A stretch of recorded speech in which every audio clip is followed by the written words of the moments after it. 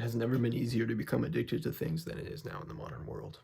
I've battled several dopamine addictions in the past few years, and that has left me depressed, suicidal, and hopeless at times. I have since conquered those addictions and absolutely destroyed them, and I now have more control over my life and myself than I ever have.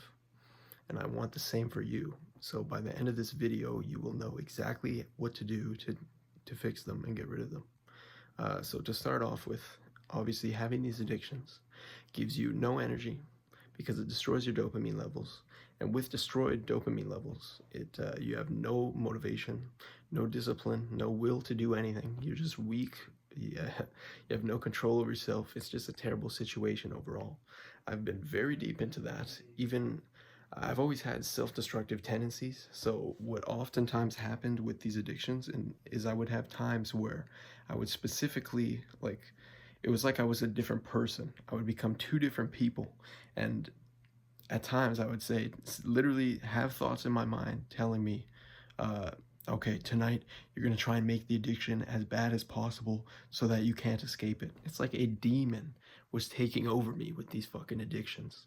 But imagine the mental strength, the self-discipline and self-control and understanding of your mind you will have when you destroy these terrible, debilitating addictions. I've done it. I feel happier than ever. And I'm going to tell you now how you can do the exact same thing.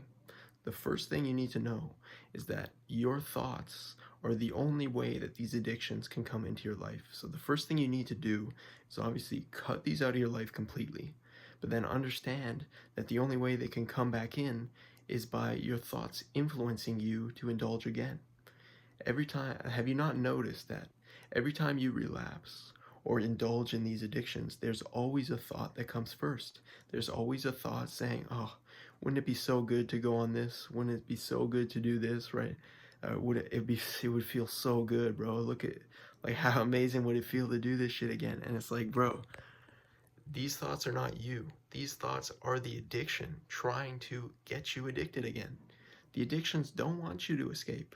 They are entities of their own that have their own survival biases like you have. You know how you have a bias.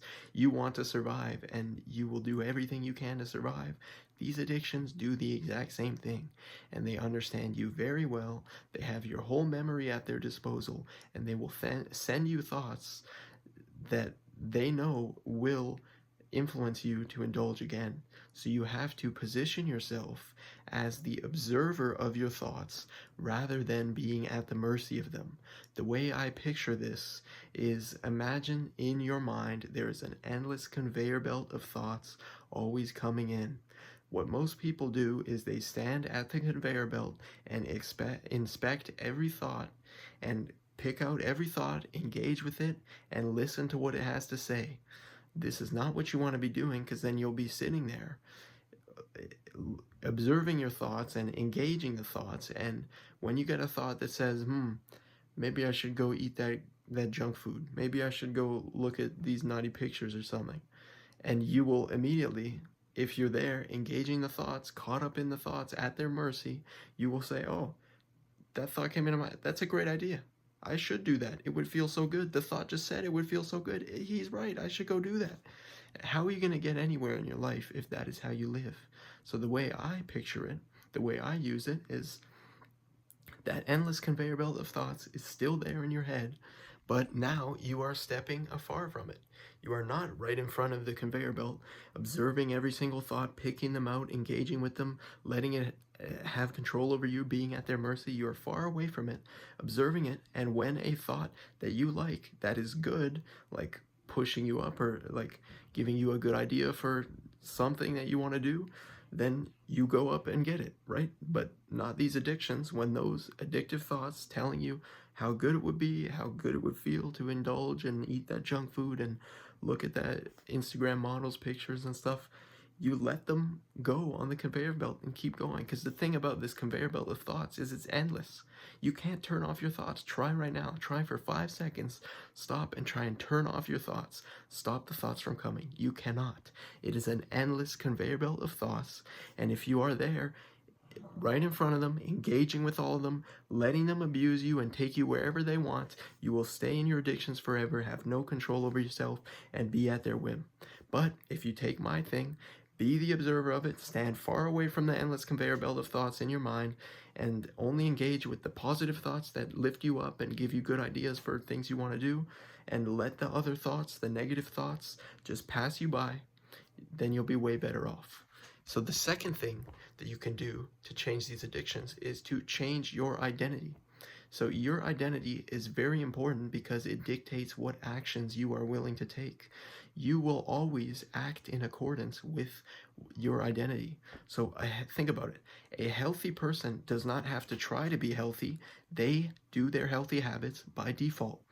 A stoner does not have to think to smoke weed. That is what he does. That is his whole thing. So he will smoke weed by default. So I wanted to be, my identity used to be a stoner, but I wanted to be a productive person. So you cannot mix those two. You cannot be a stoner and a productive person at the same time. So what I did is I changed my identity. Now I am just a productive person. This is what I do. This is what I like. I'm a productive person. So when you get those thoughts, like I said, on the conveyor belt, they come up to you. There's a thought that says, maybe I should smoke some weed right now. But now, instead of being a stoner, if you identified as a stoner and that thought came up to you, maybe I should smoke some weed right now, you say, that's a good idea. I should go smoke some weed. I'm a stoner. I identify as a stoner. I would love to smoke some weed right now. But if you identify as a productive person, you would get that thought on the endless conveyor belt that comes up to you and says, maybe I should smoke some weed. And instead of saying, that's a good idea, you're like, I'm a productive person. I would rather be working right now. Why would I smoke some weed? That doesn't make any sense with my identity. That doesn't make any sense with who I am. Imagine a wealthy businessman got a thought that says, I should smoke some weed right now. He wouldn't even think about it. He would not even engage with it because his identity is not one that smokes weed. His identity is a productive business person. So why would he ever even consider smoking weed? Because that's not his identity. So it's the same thing. You can change your own identity. So I identified as I am a productive person. This is what I would rather be doing. I would rather be working than smoking weed.